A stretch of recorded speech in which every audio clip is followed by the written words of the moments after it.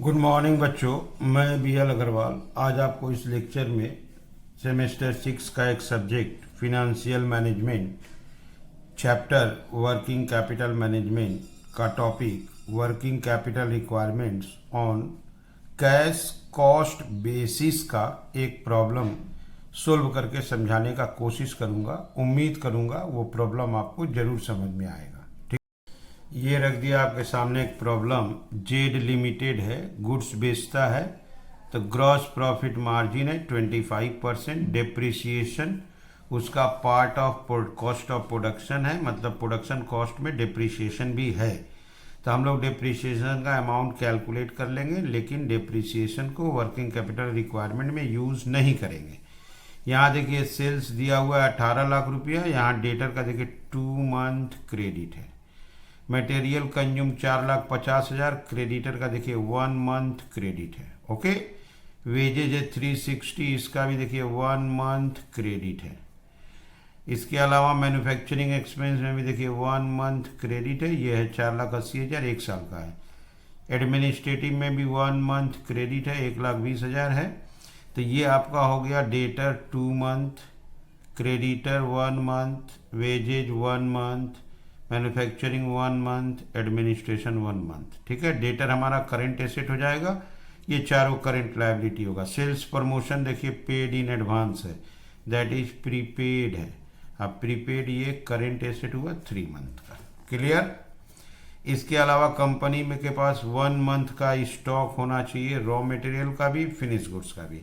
Current asset होगा, stock of raw material 1 month calculate करेंगे, finish goods को भी 1 मंथ कैलकुलेट करेंगे। कैश इन हैंड देखिए 1 लाख रुपया बताया हुआ है, कैश इन हैंड 1 लाख रुपया होना चाहिए। वर्किंग कैपिटल रिक्वायरमेंट निकालना है कैश कॉस्ट बेसिस पर, और सेफ्टी मार्जिन 15% रखना है, सेफ्टी मार्जिन। ओके, तो आप एक बार फिर से देख लो। सेल्स है 18 लाख, जीपी है 25%, माइनस कर देंगे।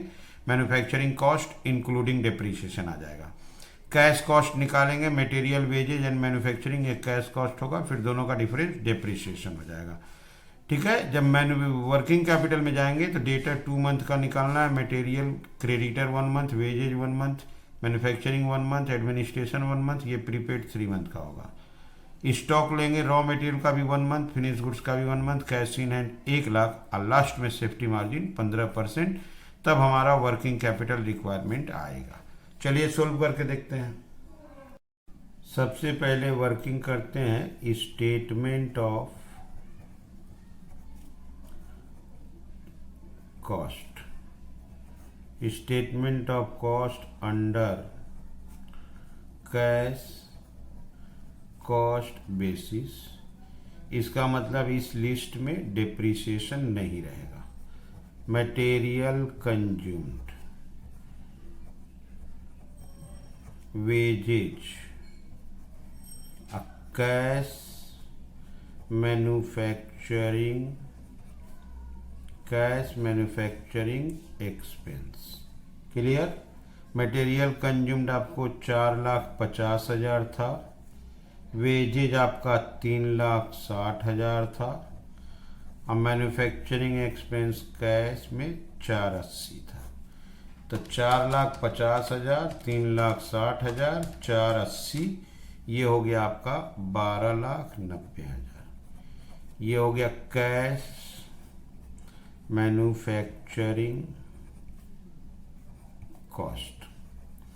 इसमें और अभी एक्सपेंस है, एडमिनिस्ट्रेटिव एक्सपेंस और sales promotion expense. Administrative expense, administrative expense 1,20,000, और एक एक्सपेंस है sales promotion, sales promotion expense, वो आपका 60,000 है। इसको ऐड कर देते हैं, रिजल्ट आ गया 14,70,000। ये हो गया टोटल कॉस्ट। इसी के ऊपर डेटर का वैल्यूएशन होगा। इसमें प्रॉफिट भी ले लेते हैं, सेल्स फॉर्मेट में आ जाएगा। सेल्स से आपका 18 लाख, प्रॉफिट 330। सेल्स और प्रॉफिट का कोई यूज नहीं है, इसके ऊपर डेटर निकाल देंगे कैश कॉस्ट बेसिस, ये फिनिश गुड्स दे देगा, ये आपको स्टॉक दे देगा। क्रेडिटर यहाँ से निकलेगा, वेजेज है, मैन्युफैक्चरिंग एक्सपेंस है, एडमिनिस्ट्रेटिव सेल्स प्रमोशन से प्रीपेड निकल जाएगा। आपको डेप्रीशिएशन का दिखा देते हैं। Total manufacturing cost including depreciation. Okay, depreciation दिखा देते आपको। सेल्स था 18 लाख, इसमें से ग्रॉस प्रॉफिट 25% है, 4.5 लाख। अगर बात देते हैं तो 13,50,000 ये आता आपका टोटल मैन्युफैक्चरिंग कॉस्ट। ऊपर देखिए कैश मैन्युफैक्चरिंग कॉस्ट 1290 है और टोटल 1350 है, तो डिफरेंस हो गया आपका depreciation. Number 3 depreciation. Okay, total manufacturing cost 1350 minus cash manufacturing cost 12,90,000, ये हो गया 60,000 डेप्रिसिएशन। लेकिन इसका कोई यूज वर्किंग कैपिटल रिक्वायरमेंट में नहीं होगा। अमाउंट ऑफ डेप्रिसिएशन,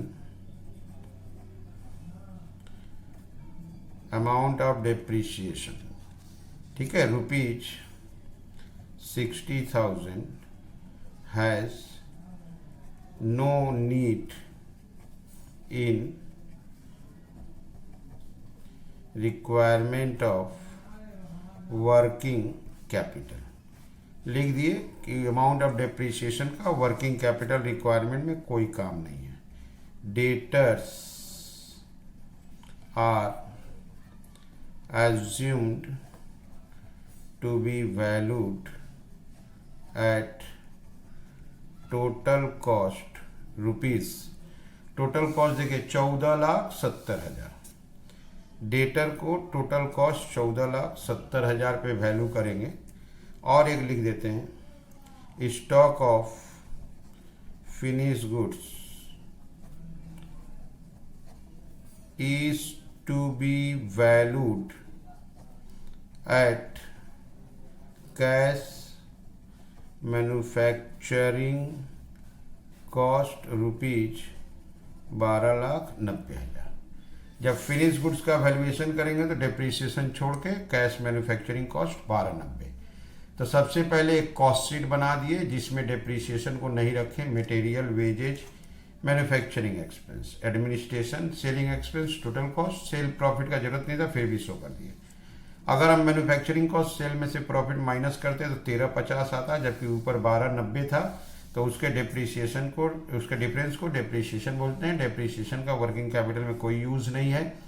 डेटर को cash cost basis total cost पे वैल्यूएशन करेंगे और फिनिश गुड्स को कैश मैन्युफैक्चरिंग कॉस्ट, डेप्रिसिएशन छोड़ के। ठीक है, अब चलिए वर्किंग कैपिटल रिक्वायरमेंट बनाते हैं। ये रख दिया आपके सामने statement of working capital requirement. एक बार आप लोग पीरियड को फिर से देख लो। डेटर देखो 2 मंथ है, क्रेडिटर 1 मंथ, वेजेज का भी 1 month, manufacturing 1 month, administration 1 month, सारा 1 मंथ है। यहाँ तक कि आप देखो stock of raw material finish goods भी 1 मंथ है, तो सब 1 मंथ है, लेकिन डेटर 2 मंथ है। ओके, और एक है सेल्स प्रमोशन प्रीपेड 3 मंथ का, that is 1 quarter. Cash in hand 1 lakh लेना है और लास्ट में सेफ्टी मार्जिन 15,000। ठीक है, तो सबसे पहले लाएंगे आपका करेंट एसेट्स। करेंट एसेट्स में रॉ मटेरियल का स्टॉक 1 मंथ लेना है। मटेरियल कंज्यूम्ड आपका 4,50,000 है, इसका 1 मंथ लेना है। फिनिश गुड्स भी 1 मंथ का है। कैश कॉस्ट लेंगे 12,90,000 और फिर 1/12, तो तो 4,50,000 का 1 मंथ आपका आया 37,500। 12,90,000 का 1 मंथ आपका आया 107,500। क्लियर है। डेटर 2 मंथ का था। डेटर टोटल कॉस्ट पे लेंगे 14,70,000 आपका टोटल कॉस्ट है। इसका 2/12 लेंगे। 14,70,000 का 2/12 लिए, यह आया आपका 245,000। Clear. Prepaid sales promotion. Prepaid sales promotion expense. Sales promotion expense आपका 60,000 है। 1 क्वार्टर 3 मंथ का प्रीपेड है, 15,000 लेंगे। कैश क्वेश्चन में बोला हुआ था 1,00,000 रुपया। अब इसको प्लस कर देंगे। क्लियर। इसको प्लस करने से आया आपका करेंट एसेट 5,05,000। ये हो गया करेंट एसेट 5,05,000। इसमें से लेस करना है करेंट लायबिलिटीज। करेंट लायबिलिटी का हर एक आइटम 1 मंथ का था। से क्रेडिटर्स। मटेरियल आपका 4,50,000 का था किंतु 1 मंथ। आउटस्टैंडिंग वेजेज आपको 3,60,000 का था 1 साल, वो भी था 1 मंथ। आउटस्टैंडिंग मैन्युफैक्चरिंग एक्सपेंस 4,80,000 का था, वो भी 1 मंथ का आउटस्टैंडिंग था। आउटस्टैंडिंग एडमिनिस्ट्रेटिव एक्सपेंस आपका 1,20,000 का था, उसका भी 1 मंथ था। आउटस्टैंडिंग सारा ही 1 मंथ का था। तो क्रेडिटर हो गया आपका 37,500। वेजेज हो गया 30,000। मैन्युफैक्चरिंग हो गया 40,000। 10,000। 117,500 माइनस करते हैं 5,05,000 से। वर्किंग कैपिटल आ गया 387,500। इसका नाम देते हैं वर्किंग कैपिटल। अच्छा, सेफ्टी मार्जिन था आपका 15%। एट सेफ्टी मार्जिन 15% बोला था। तो 387,500 का 15% 44,563। इसको प्लस कर देते हैं। 387,500 का 15% था आपका, 387,500 का 15%। ये अमाउंट गलत हो गया, ठीक है। इसका 15% आया है 58,125। प्लस कर देते हैं 445,625। ये हो गया नेट वर्किंग कैपिटल रिक्वायरमेंट हो गया। तो ये 15%, इसका 15% आया था 58,125। क्लियर है। ऐड कर दिए, आ गया 445,625। तो सबसे पहले वर्किंग कैपिटल रिक्वायरमेंट में देखिए, रॉ मटेरियल का स्टॉक 1 मंथ का चाहिए, फिनिश गुड्स का 1 मंथ, डेटर 2 मंथ चाहिए, सेल्स प्रमोशन 1 क्वार्टर का प्रीपेड है, कैश इन हैंड 1,000 दिया हुआ है। ये हो गया हम लोग का करंट एसेट। करंट लायबिलिटी में चारों item material, wages, manufacturing, administration सब 1 मंथ का था। ये हो गया करंट लायबिलिटी, माइनस कर दिए।